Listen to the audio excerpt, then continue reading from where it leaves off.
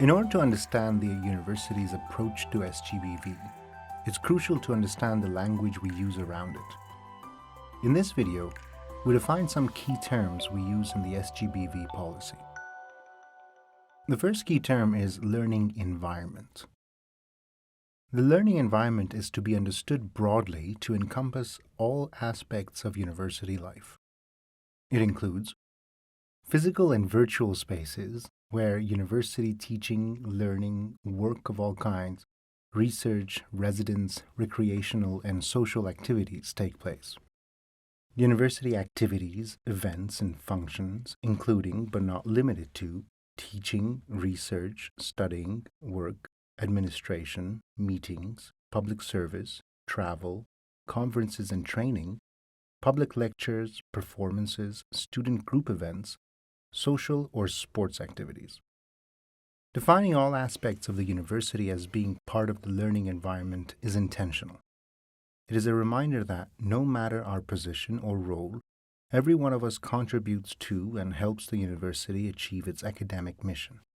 Another key term is rape culture. The university recognizes the harm caused by a culture in which common attitudes, norms, and practices tolerate, normalize, trivialize, excuse, or outright condone SGBV. Known as rape culture, it doesn't mean we are a culture of rapists, but it recognizes the continuum of behaviors that denigrate, degrade, and violate. It is perpetuated in a variety of ways, such as through images, television, music, jokes, advertising, jargon, words and figures of speech that normalize sexual coercion and shift blame onto those who have experienced sexual violence. The typical result of being in a rape culture is that those subjected to SGBV are disbelieved, shamed, and blamed, and this is a strong disincentive for one to disclose their experiences of SGBV. Intersectionality is a term coined by Kimberlé Crenshaw. It is the acknowledgement that an individual can occupy multiple political and social locations, for example, along racial, gender, sexual, religious, ability, class, and other lines, and that overlapping social locations can create a complex system of discrimination where individuals face compounded disadvantages. For example, an individual can face discrimination because they wear certain religious-based clothing, have a certain skin color, or have a disability. These characteristics are all subjected to various barriers to participation. An intersectional approach recognizes that a person who occupies all three of those characteristics faces exponentially more barriers. SGBV is an umbrella term for a variety of behaviors. Sexual violence is any sexual act or act of a sexual nature or act targeting sexuality. It can be physical or psychological, but it is committed without consent. Gender-based violence includes other forms of abuse and control over another person based on their gender, gender expression, gender identity, or perceived gender. Given that consent is the difference between a sexual experience and SGBV, it's important to have a clear definition of what we mean. Consent is a voluntary, ongoing, active, and conscious agreement to engage in the sexual activity in question.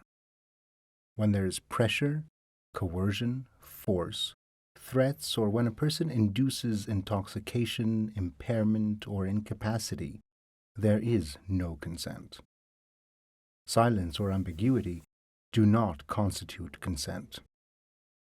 Additionally, there is no consent when it is given by someone else, if the person is unconscious, sleeping, highly intoxicated or high, or otherwise lacks the capacity to consent. It was obtained through the abuse of a position of power, trust, or authority. The person does not indicate yes, says no, or implies no through other words or behaviors. The person changes their mind and withdraws their consent. Consent cannot be implied. For example, by a current or past relationship, by consent to another activity, or failure to say no or resist. In addition, consent cannot be given in advance of sexual activity that is expected to occur at a later time.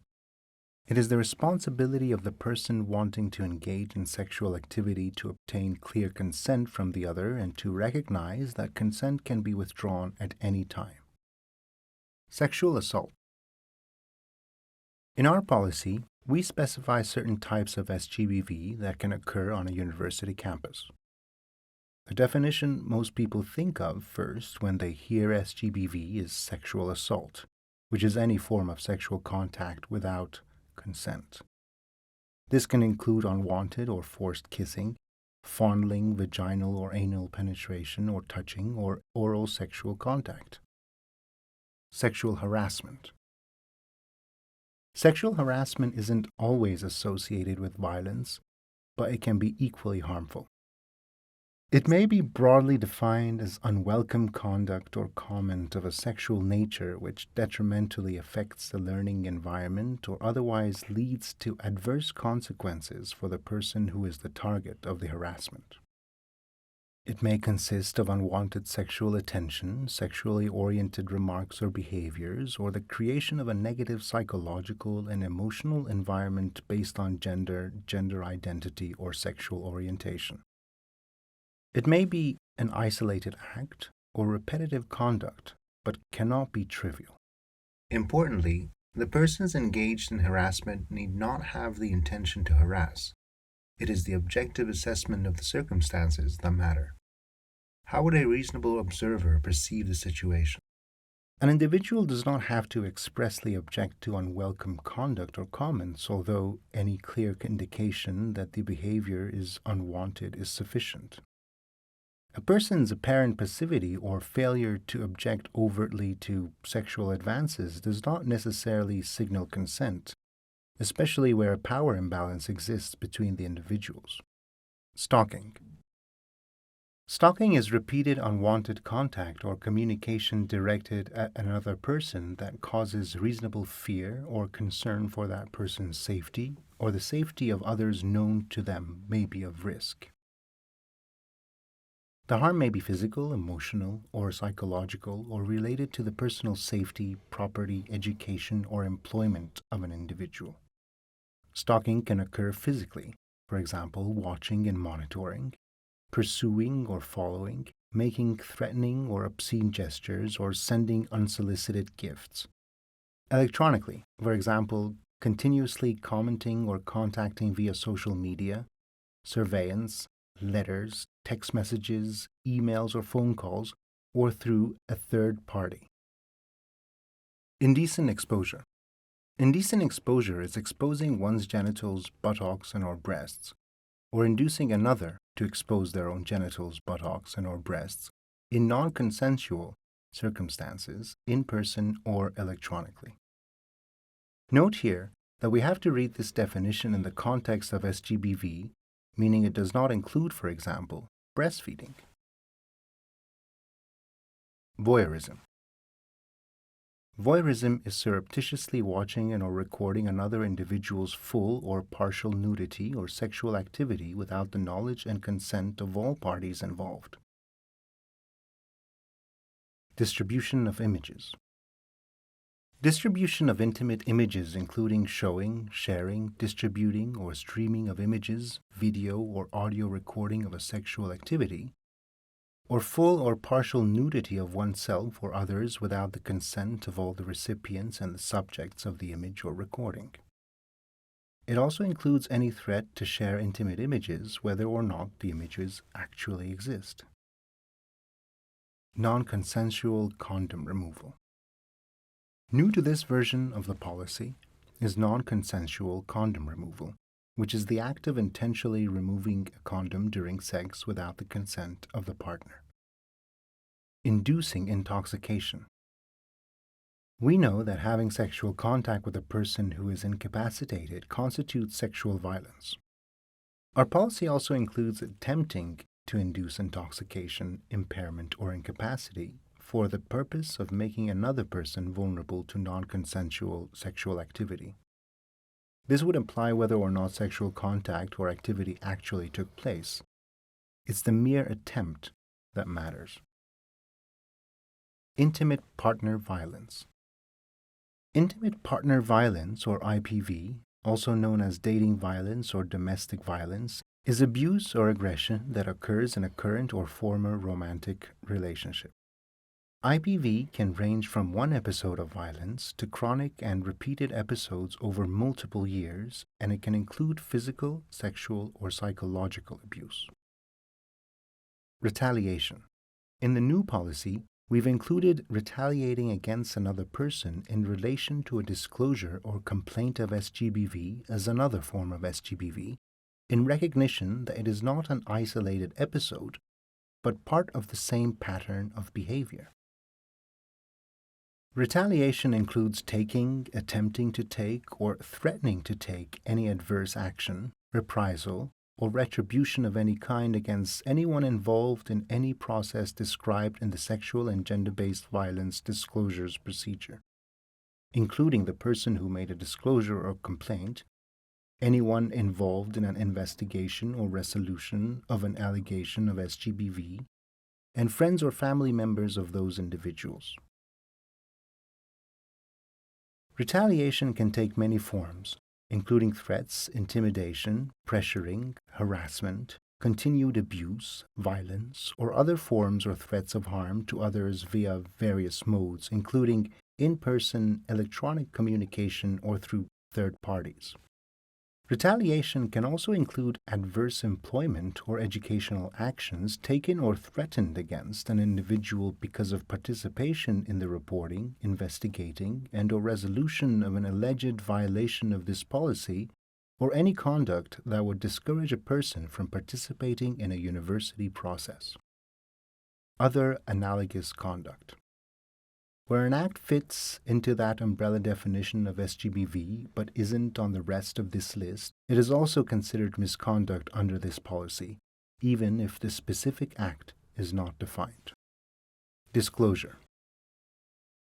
A disclosure is any verbal or written report or account by any person within the scope of SGBV policy to a member of the university community that they have been subjected to SGBV, often for the purpose of seeking support or assistance, or looking for information about what options they may have within the university. Under the university's SGBV disclosure procedure, a disclosure can lead to a number of options. In some cases, a survivor may not want to do anything, or they may want to wait before exploring any of the options further. If the disclosure wants a university response, some of the options available to them are listed here. Modifications. These are the adjustments the university may be able to make for any person who discloses having been subjected to SGBV. The modifications may relate to their academic program, employment, university residence, or recreational or other programs, and are designed to mitigate the impact of SGBV on their access to or participation in the learning environment. Some examples include deferrals or deadline extensions for assignments or exams, modified work hours, mode or location, or moving to a different residence. Interim measures. These are non-disciplinary conditions or restrictions that the university may apply to a person within the scope of this policy alleged to have committed a violation under this policy. Such conditions may be applied in response to a disclosure or complaint. The purposes of interim measures are to ensure the reporting individual's safety or the safety of the university's learning environment, to remove barriers to the reporting individual's access to the learning environment, to discourage or prevent retaliation, and prevent further harm and/or preserve the university's ability to conduct an investigation. Complaint.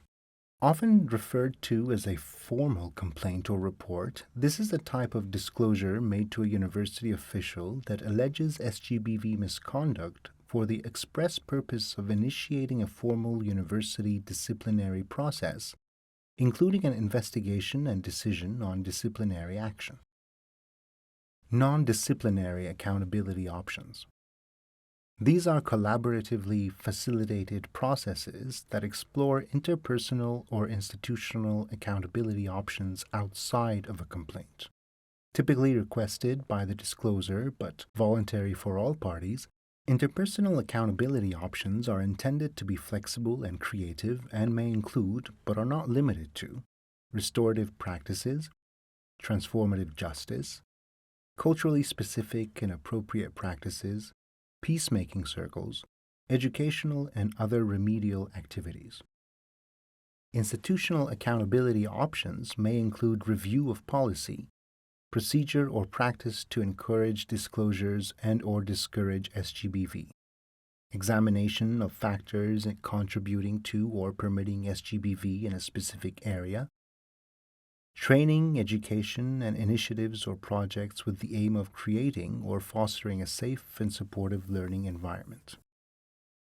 A trauma-informed approach is an approach to processes, procedures, and service provision that incorporates and responds to the effects of trauma.